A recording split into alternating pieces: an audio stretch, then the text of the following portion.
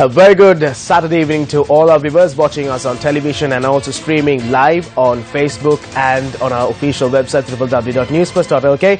A very good evening. I'm Joel Outscoon. We start off today's edition of Primetime News with a look at our headlines. 200,000 metric tons of rice to be imported to address a shortage in the market. 3 army personnel arrested over the abduction of journalist Keith Noya. Indian Foreign Secretary Dr. Subramaniam Jaishankar arrives for a 3-day official visit. Firefighters battle blaze in Petta.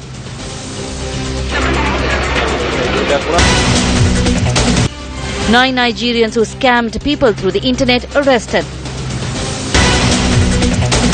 Palanisamy wins crucial trust vote at Tamil Nadu Assembly. Starting off the news with our top story this evening. Now, the National Movement for Consumer Rights Protection says selling local and imported rice at two different prices will only create more complications for the consumers. The movement adds that imposing two separate control prices will have a direct impact on the quality of rice that enters the market. At a meeting held recently, rice producers proposed the implementation of two control prices for local and imported rice. Considering the decisions made by the Cabinet Subcommittee on the cost of living, the Consumer Affairs Authority published a gazette with the new prices. According to the new control prices that came into effect from midnight yesterday, the maximum retail price for a kilogram of imported Nadu rice will be 72 rupees, while maximum retail price for a kilogram of local Nadu rice will be 80 rupees. The maximum retail price for a kilogram of imported Kakulu rice will be 70 rupees, while the maximum retail price for a kilogram of local Kakulu rice will be 78 rupees. The maximum retail price for a kilogram of imported samba rice will be 80 rupees, and for local samba rice, maximum retail price will be 90 rupees. Today, the National Movement for Consumer Rights Protection inspected several locations in Colombo to inquire into the quality of the rice available in the market.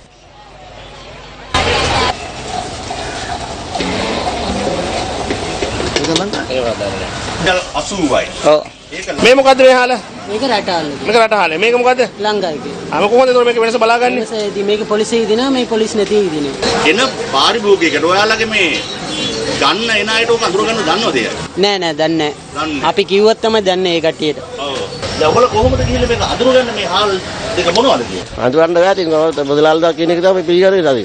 මුදලාල්ලා කියන්නේ. ඔව් ඒක කියන එක තමයි පිළිගන්නේ නැති. දැන් මේ රටින් ගේන හාලයි අපේ හාලයි කවලම් කරලා දෙනවා. අපි කොහොමද අපේ හාල් කියලා අඳුරගන්නේ? ඒක දෙන්න ක්‍රමයක් අපිට සලස්සලා දෙන්න ඕගොල්ලෝ. හාල් ලිපේ තියන්න ඕන. ලිපේ තියලා මේ දෙකේ රස බලන්න ඕන.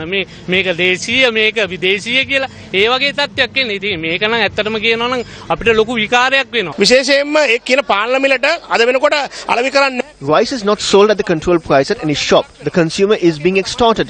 The consumer is also faced with a major problem in identifying what the local rice is and what the imported rice is.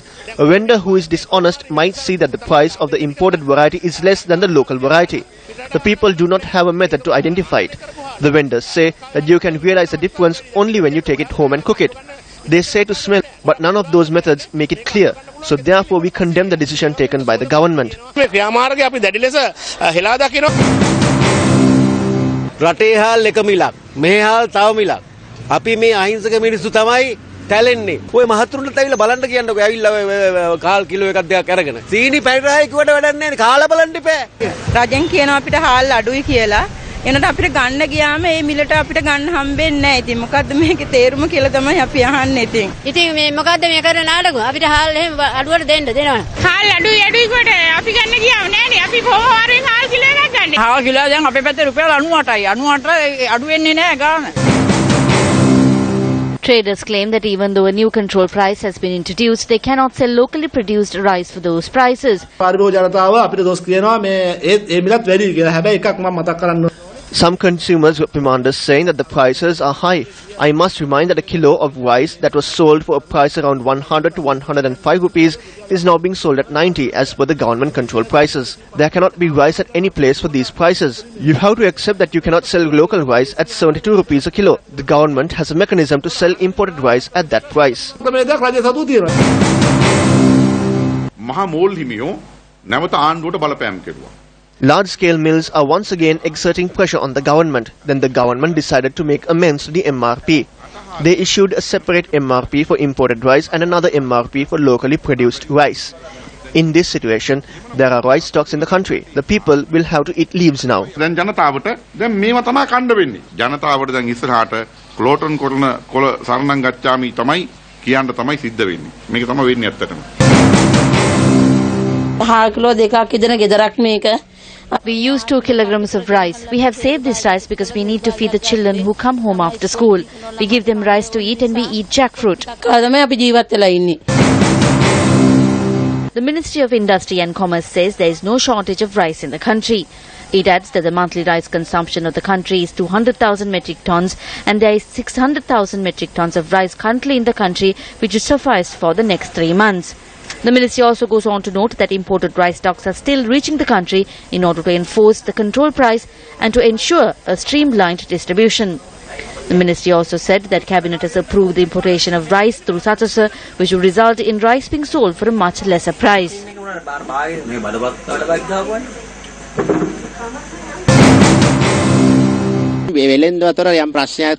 There is an issue among the traders because of the locally produced rice and the imported rice.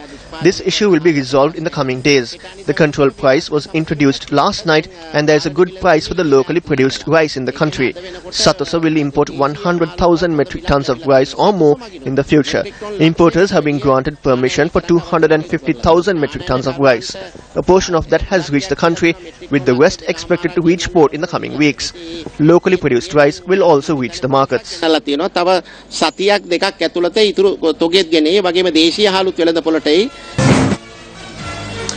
What are your thoughts on the rice issue? You could write to us by logging on to our Facebook page, Newsfirst.lk. With that, on more local stories this evening, now the Sri Lanka Freedom Party MPs and ministers representing the government attended a meeting that was presided over by President this morning. A spokesperson for the SLFP said that the meeting focused on the country's current economic situation and the political situation of the nation. SLFP chief ministers were among those present for the meeting. Indian Foreign Secretary Dr. Subramaniam Jaishankar arrived in the island this morning for a 3-day official visit. The Indian Foreign Secretary arrived on an invitation extended by the Sri Lanka government and will remain in the country until the 21st. During his stay, Dr. Jaishankar will meet with President Maithripala Sirisena, Prime Minister Ranil Wickremesinghe, Foreign Minister Mangala Samaravira and other government officials. He will call on President Maithripala Sirisena on Monday, the 20th. 3 army officials who were arrested in connection to the abduction and assault of journalist Keith Noah were remanded until the 23rd this morning. The 3 army officers who were alleged to have abducted and assaulted journalist Keith Noah were arrested early this morning by the CID. Police spokesperson DIG Priyantha Jayakudi said the arrests were made following extensive investigations. Among the arrested is a Sri Lanka Army major. The suspects were produced before Acting Magistrate of Mount Lavinia M. Shahabdeen this evening. Journalist Keith Noah was attached to the Nation newspaper and was abducted and assaulted in May 2008. A story which created much buzz this morning. Now firefighters battled a blaze that broke out in a multi-storied building located down Prince Street in Petta. The police said it took 5 hours to douse the fire.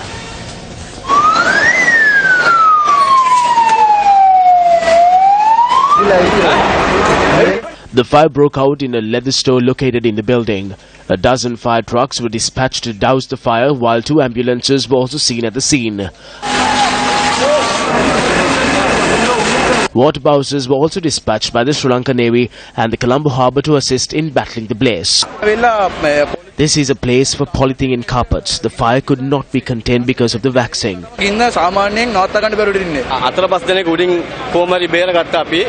No casualties were reported and the cause of the fire is yet to be ascertained. It would have been better if there were firefighting equipment at the premises in the event of a blaze. The loss would be minimized. Meanwhile, a fire erupted in a wooded area in the 2nd Mile Post area in Hamthana this afternoon. Our correspondent in the area noted that the fire had spread rapidly due to dry weather conditions in the area, adding that it took the police and firefighters nearly 2 hours to bring the fire under control. The fire has so far damaged nearly 6 acres of land.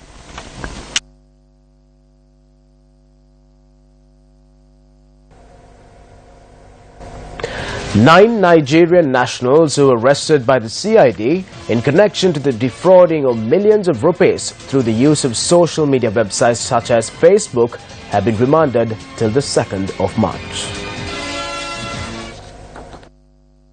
According to the CID, the Nigerian nationals had been staying in the country without a valid visa and had been defrauding millions of rupees from locals. The scam had involved the Nigerians informing locals that they are residents of other countries through fake Facebook accounts and then proceeding to obtain money for purported goods.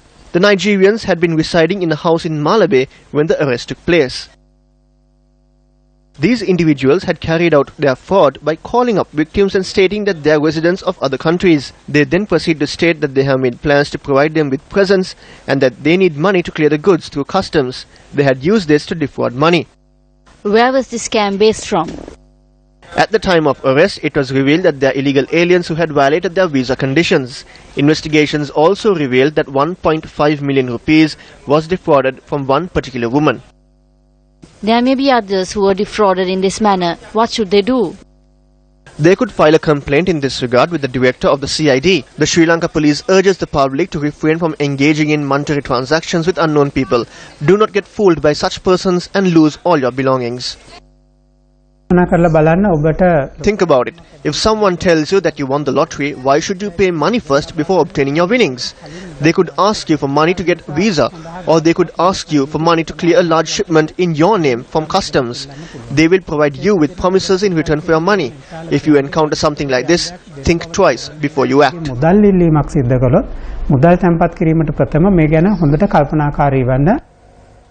In somber news this evening, one person died in a fatal shooting that took place in the Vedehepura area in Madragiria.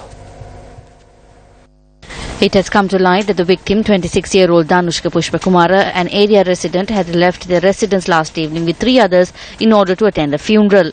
However, they have entered an area of the Watadage archaeological site located 500 meters away from his residence. One of the 3 others claims that they entered the jungle in pursuit of poachers hunting venison and says that one of the hunters had fired at the victim.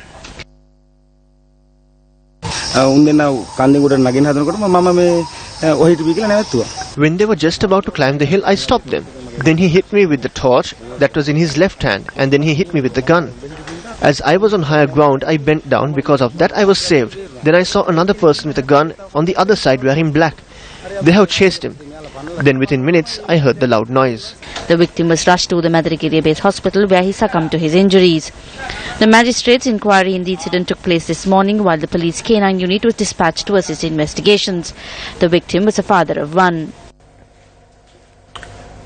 The police STF raided an illegal sand mining operation that took place in Sembukhatia, Madampe.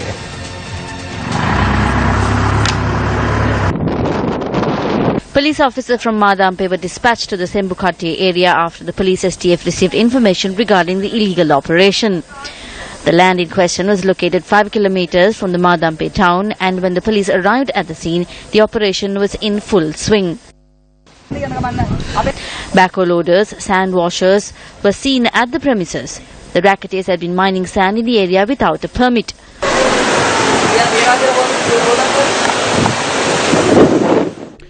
The miners had dug 100 feet into the ground in certain places, and this footage bears witness to the gravity of the environmental destruction.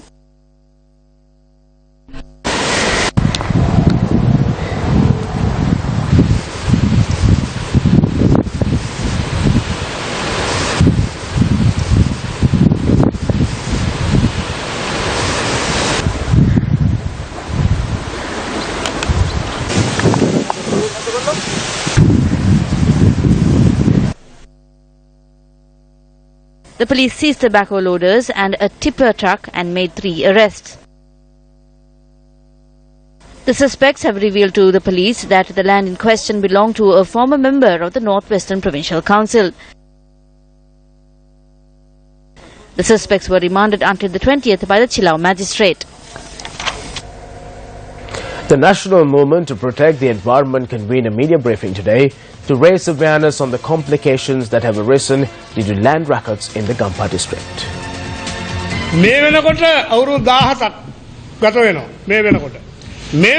It's been 17 years to date and massive environmental destruction is taking place in Minuwangoda, Diulapitiya, Meerigama, Attanagalla and Dompe.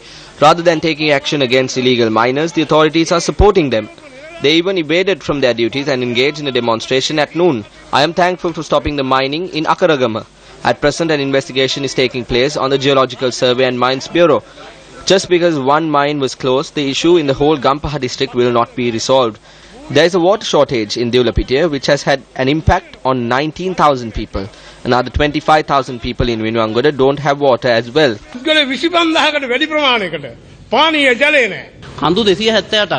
Over the past 2 decades, illegal miners have destroyed 278 hills in the Gampaha district.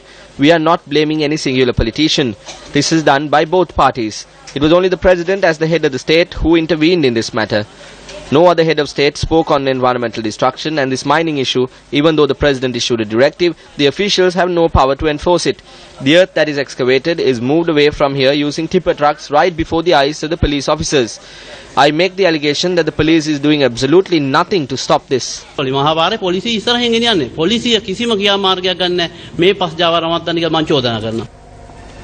The Sri Lanka Army notes that it categorically denies media reports regarding sexual exploitation and abuse of Tamil women by the army. A statement from the Sri Lanka Army notes that at a time when the government is genuinely committed to rule of law and reconciliation, baseless assertions of this nature would only jeopardize the reconciliation process.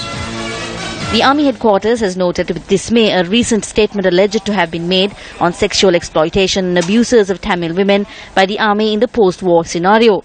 The statement from the Army says that in 2010, a civil administration was firmly established in the north and the Army withdrew from all forms of civil administration. It adds that regrettably the author of the statement has made unsubstantiated and baseless assertions without specifying any incidents of sexual exploitation or abuse.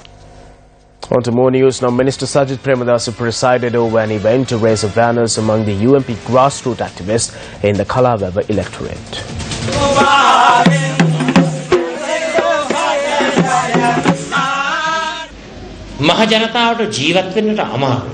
The people are finding it difficult to survive and they anticipate solutions for their issues. The government has understood the reality. The government's objective is to provide solutions to the general public. The President and the Prime Minister have decided to provide 10,000 rupees a month to all families affected by the drought. Providing such an amount is not an easy task. The country is also having a monetary issue. But we have fulfilled our expectations. At a time when there is a drought in the country, we are bound to serve our fellow citizens. UMP MP Buddhika Pathirana presided over a program to obtain proposals for the development drive in the Athuraliya Divisional Secretariat area. The mechanism of the government of good governance is to involve the people in its work. This was not how things were done 3 decades ago. When you tell us to do 5 projects, we are giving you the pathway. You make the decisions. This is the new vision of carrying out tasks.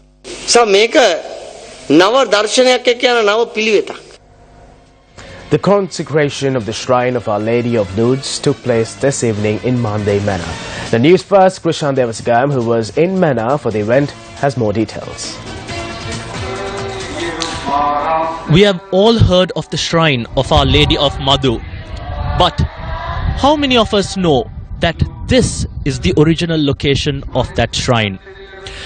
I'm currently standing at the consecration and the opening of the shrine of Our Lady of Lourdes here in Mandai. This shrine was declared opened and consecrated by the Apostolic Administrator of the Manor Diocese, His Right Reverend Dr. Joseph Kingsley Swampillai.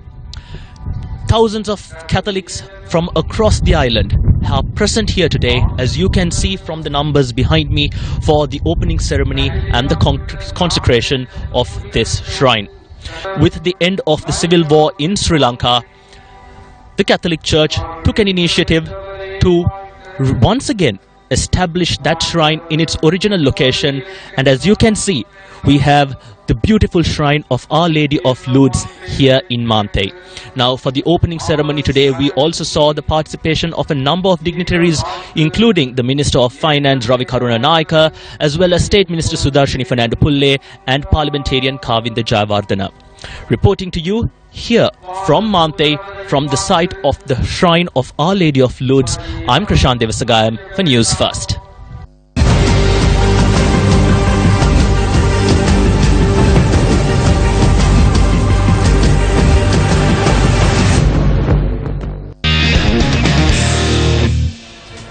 Starting off sports news this evening, it's cricket now. Today is day 2 of the 4-day unofficial test between Sri Lanka A and the England Lions. Played at Pallekele International Cricket Stadium at Stumps on day 2, the England Lions were 112 for 6 in their second essay. Earlier batting first, the England Lions posted 316 runs, to which Sri Lanka A could only respond with 167 runs. Sandun Virakodi was the only top scorer for the hosts with 68 runs.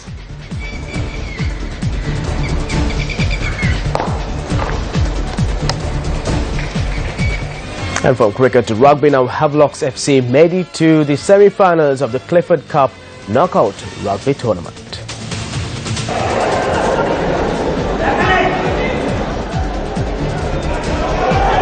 Havelock defeated Sri Lanka Police 46-26 in the quarterfinals.